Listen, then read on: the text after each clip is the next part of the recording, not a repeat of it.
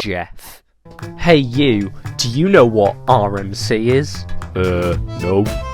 Ha, GP, lol. So, we all know RMC.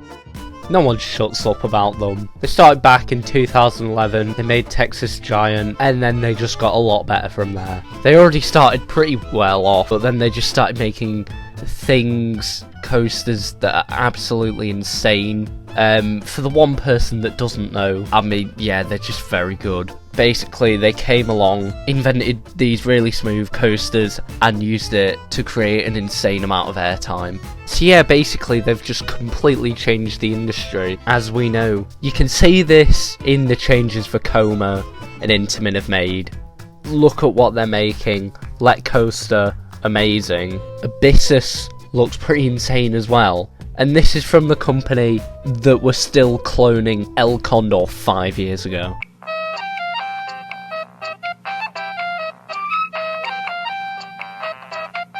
I don't know why I'm telling you this, because you probably know, but yeah, they're a very good company, and they are very good for enthusiasts, because they give people what they want, which is a hell of a lot of aggressive airtime. So I don't think people realise how lucky we are to have the company that makes the rides enthusiasts love the most be the leader of the industry right now. They are influencing everyone to make good rides. I'll tell you what, it's better than the Coaster Wars. So anyway, why am I talking about this? I don't know really. I mean, the video is titled about RMC, but as I said, the whole industry has been influenced by it, apart from one company. Now, get your Bob the Builder hats on and strap yourself in, because the company I'm on about is B&M. Because back in 1994, where John Worsley was the designer of all the great rides, B&M were definitely the best. They made coasters that were really smooth and new elements and stuff. Yeah, they were good. I don't need to go into that. But if you look at how good they were 25 years ago and look at them now, they're pretty much doing the same thing. The one thing I will say is that they make very good hypers and gigas, although I will get onto that later. What I'm trying to say is, they haven't really done anything different in the past 25 years. Example, Banshee was built 20 years after Nemesis, and Nemesis is probably still better. And that was a very expensive ride. And that's something at Tolton Hours. Tolton Hours. What the... Oh my god. Anyway, yeah, they haven't made any changes, and they're the only company not really responding to RMC. In some ways, I kind of think that they are, when you look at some of the more creative elements they've been doing, like on Orion, very controversial. The first hill is interesting, but it's not an Immelman and Airtime hill, a vertical loop or a cobra roll. Whoa! That's very exciting for B&M, but it is stupid because they banked it the wrong way. They had the potential to make what would probably be the best what could have been the most sustained airtime moment on the planet, because it's no other Giga has an airtime hill as its first hill. I don't think, anyway. And the thing with wave turns, if they had banked it the other way, is that unlike a normal airtime hill, you are not limited by the height of it to how much airtime you can give.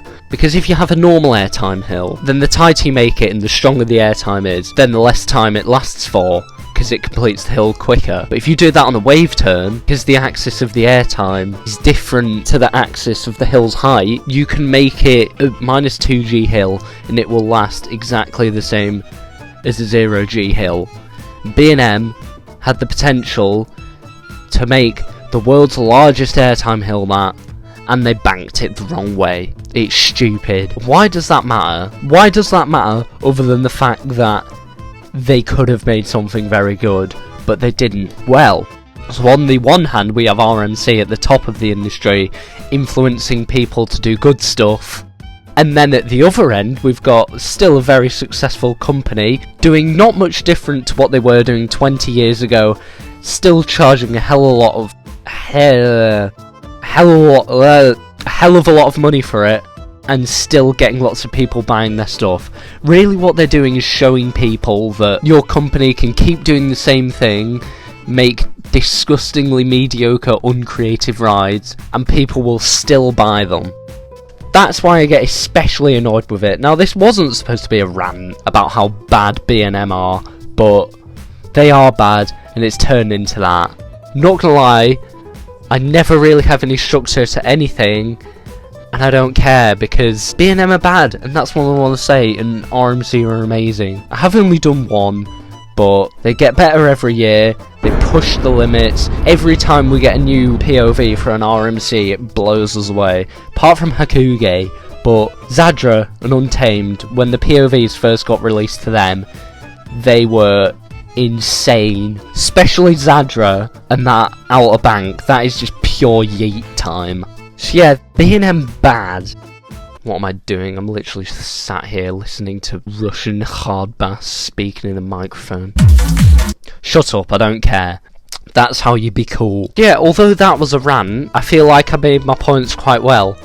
B&M are bad, RMC are good. Why are they good? Because they create the best paced, really smooth coasters on the planet, and they basically invented new ways of making airtime. If you haven't done one, and you think they have a lot of airtime, they have more than you'd expect. For an example, if you look at the first double inversion on Untamed, as soon as the track starts to bank to as soon as it finishes banking at the end of the element, there's airtime. That's a lot. And us in the UK, because we have a terrible collection of coasters, we deserve an RMC, where everybody debates. They say, oh, we need an RMC at Thorpe Park. Right, they need to shut up, because I'm pretty sure it's obvious that the UK deserves to have an RMC. What parks is it going to be at? Well, we need an RMC at Gulliver's Kingdom, so stop going on about an RMC at Thorpe Park. We're getting one at Gulliver's Kingdom 2022. Get yourselves excited for that. I'm not funny. Anyway, yeah, don't really know what this video was. It happened anyway. Thanks for 800 subscribers. Again, I'll say it, let me just have a look. We're only 214,000 subscribers off Theme Park Worldwide. Haven't lost a subscriber yet since making the last video. Thanks for that. Buy my merch. Link in the description. Thanks for watching.